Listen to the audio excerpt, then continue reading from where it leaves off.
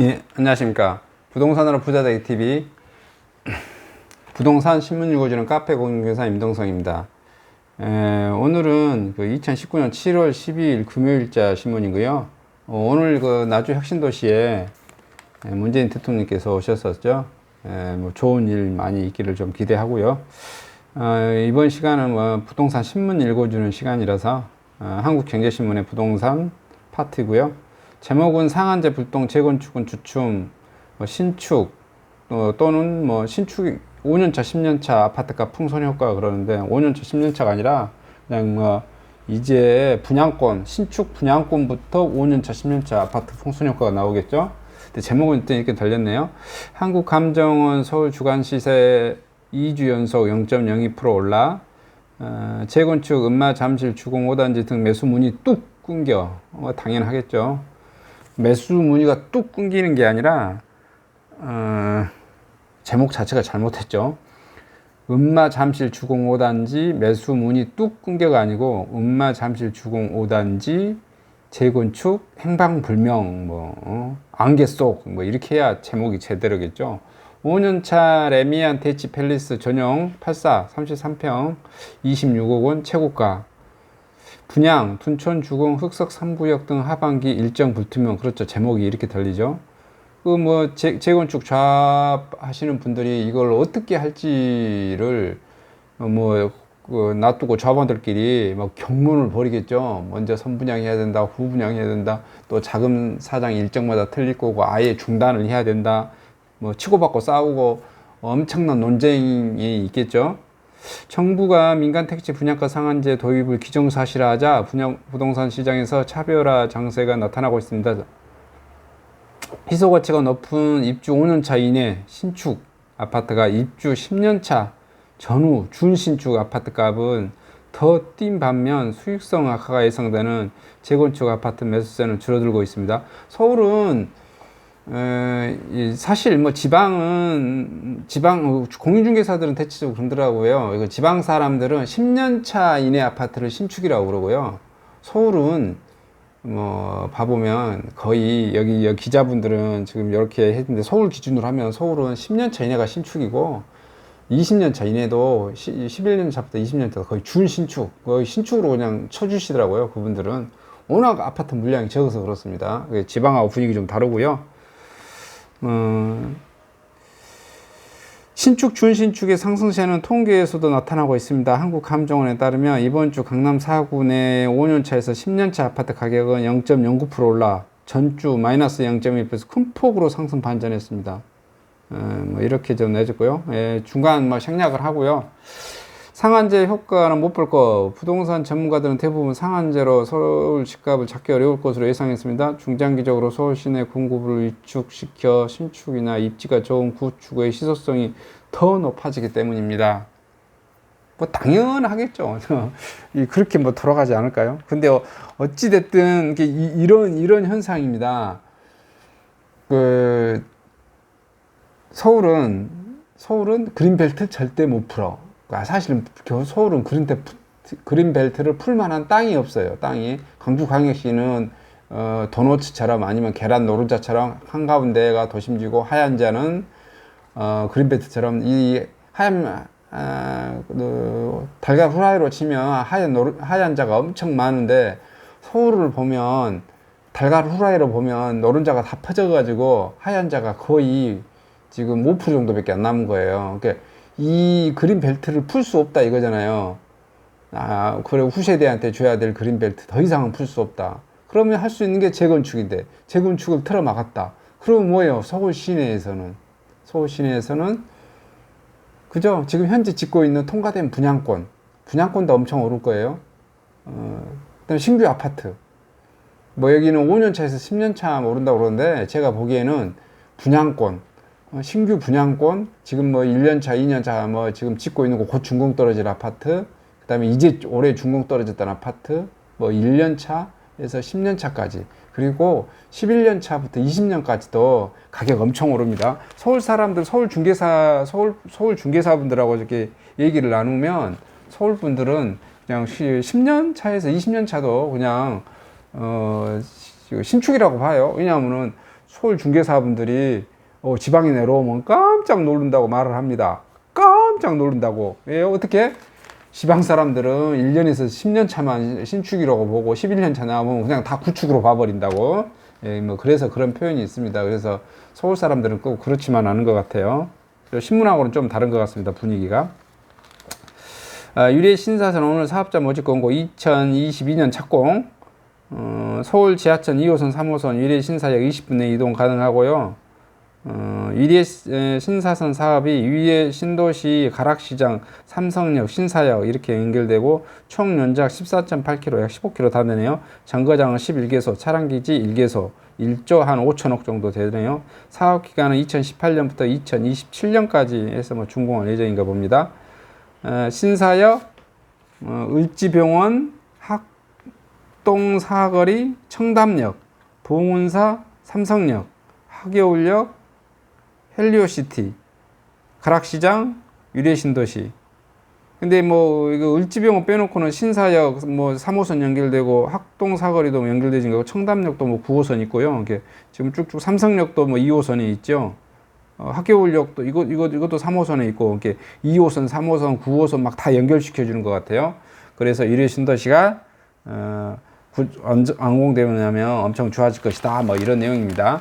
임대사업자 신규 등록 시들 지난달 4,632명 27.1% 줄어. 제목이 이렇게 달렸습니다. 전체 등록자 44만 명 143만 가구. 임대사업자 임대주택 신규 등록 수는 올해 1월에 1만 5천 가구, 올해 2월에 1만 한 600가구, 올해 3월에 1만 제가 죄송합니다. 지금 그래프를 제가 두 개를 같이 읽어줘야 되는데 2019년 1월에 등록 임대주택시는 1만 5천 가구인데 등록 임대사업수는 6,500가구랍니다. 예. 그 다음에 이게 임대주택은 되어져 있는데 그 임대사업자 수가 이게 등록이 안 되어졌다는 건가요? 아니, 임대사업자 수는 이건데 아파트 대수는 많은 거군요. 이게 임대사업자 수가 한 사람이 아파트 5채 10채도 가지고 있으니까 이런 거겠죠. 이게 등록 임대주택 수는 2월에 1만 600가구인데 등록 임대사업자 수는 5,100가구. 등록 임대 주택가구 수는 3월에 1만 한 1,000가구 되는데 등록 임대 사업수는 5,474가구. 4월에는 등록 임대 주택 수는 1만 965가구인데 4월에 주택 임대 사업자 수는 5,393가구. 그 다음에 5월에는 1만 3,150여 가구가 임대 주택 수인데 임대 주택 사업자 수는 6,358가구. 그 다음에 6월에는 임대주택수가 9,000 가구인데 6월에는 4,632가구. 6월에 갑자기 푹 좀 줄어들었네요. 인구, 이게 이제 줄어든 이유가 뭐 그 규제를 좀 강화하고 혜택을 좀 덜 줘서 그런 것 같습니다.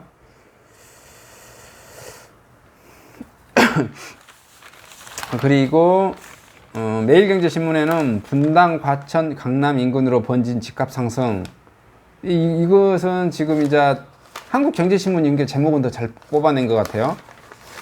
그죠? 상한제, 불동, 재건축, 주춤, 5년차, 10년차, 신축, 5년차, 분양권, 제목 같으면 분양권, 신축, 5년차, 10년차, 아파트값 풍선 효과, 폭등, 뭐 이렇게 잡아야겠죠. 근데 여기는 이제 매일경제신문은 제목은 좀 잘못 잡은 것 같아요. 강남 인근으로 번진 집값 상승, 분당, 과천, 광명도 3주 연속 크게 올라 8개월 억지로 누른 수요 터져 수급 무시한 정책 약발 다 할 듯 정부 서울 공급 축소 정책에 소비자들 향후 집값의 상승 기대.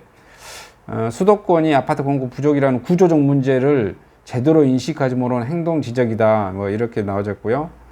연도별 아파트 임대 입주 예정 물량 2005년에는 한 10만 가구 됐습니다.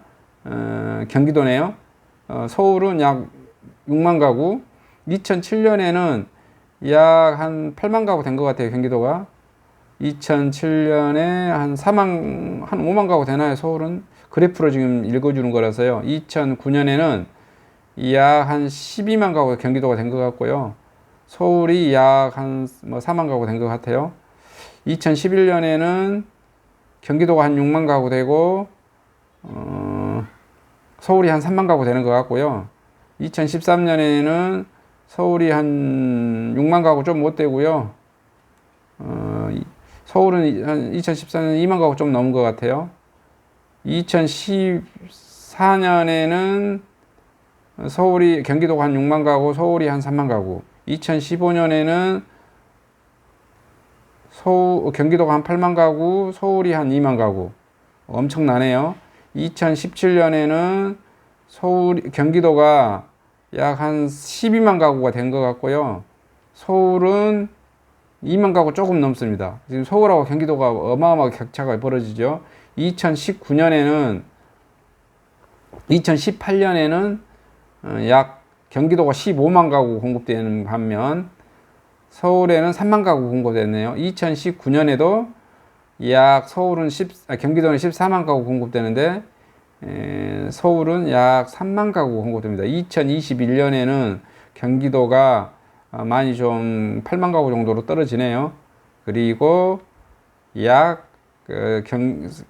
서울은 2만 가구로 떨어질 것 같습니다. 그래서 앞으로 2021년까지 넘어가면 경기도 집값이 좀 오르겠다라는 표시가 좀 나오네요. 그러니까 익명을 요구한 대학 교수는 정부 정책이 좀 비판하고 싶지 않겠다. 아니, 비판은 하고 싶은데 내 이름이 까발려진 건 조금 불편스럽겠죠. 정부로부터 뭐 이렇게 보조금 받고 뭐 이렇게 하는데 자기는 말을 하고 싶은데 내 이름은 절대 밝히지 말아달라 그랬겠죠. 소비자들은 이미 현 정부 정책이 공급 부족을 초래해 몇 년 후 집값이 더 오를 것이라는 사실을 알고 있다. 근데 이 교수님이 그렇게 말을 했고, 이러한 소비자들이 더 오를 거라 이렇게 해서 공급이 부족하다는 사실을 많이 알고 있게 그래서 퍼져나간다는 것이죠. 그런 뉴스를 말해준 거고요. 지방선 새집 입주도 못해 기존 집 안 팔려 입주율 뚝. 6월 지방 입주율 75.2%, 서울 수도권 오름세와 대조적.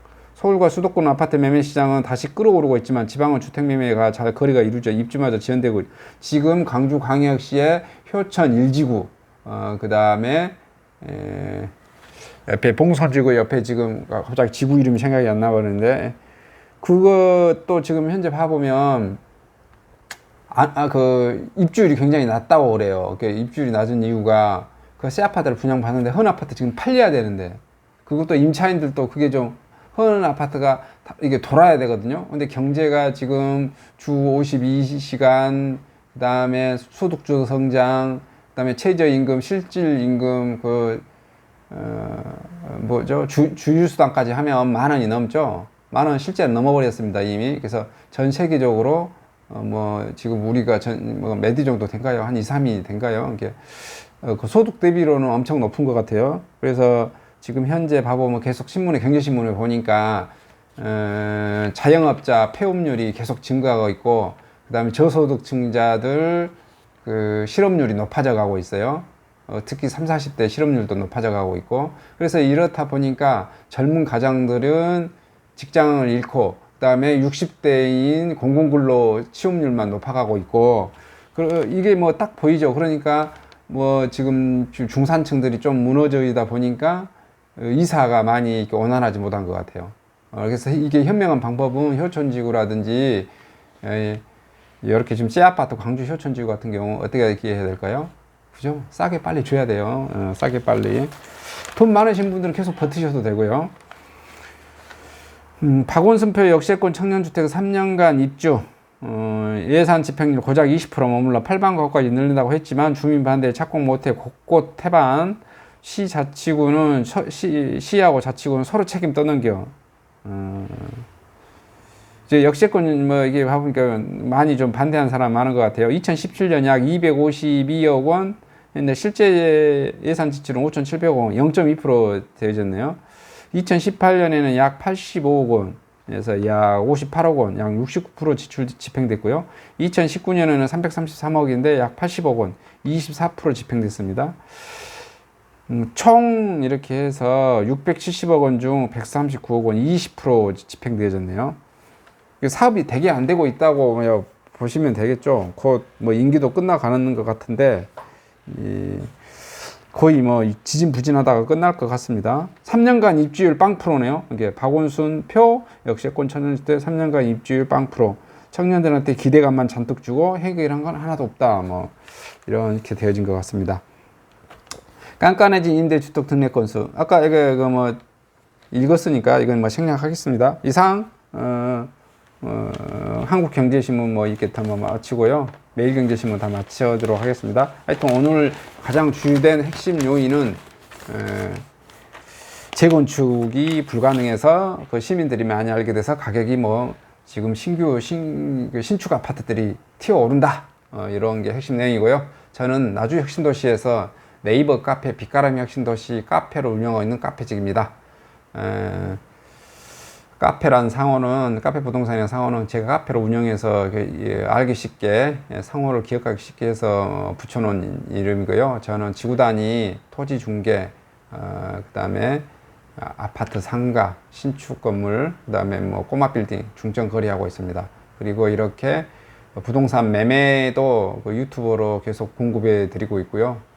또 부동산 신문을 읽고 행간의 의미, 또 제 개인적인 부동산 소식들, 견해들을 밝히고 있고요. 혁신도시에 관련된 정보들을 빛가람 TV라는 항목으로 해서 좀 내보내고 있습니다.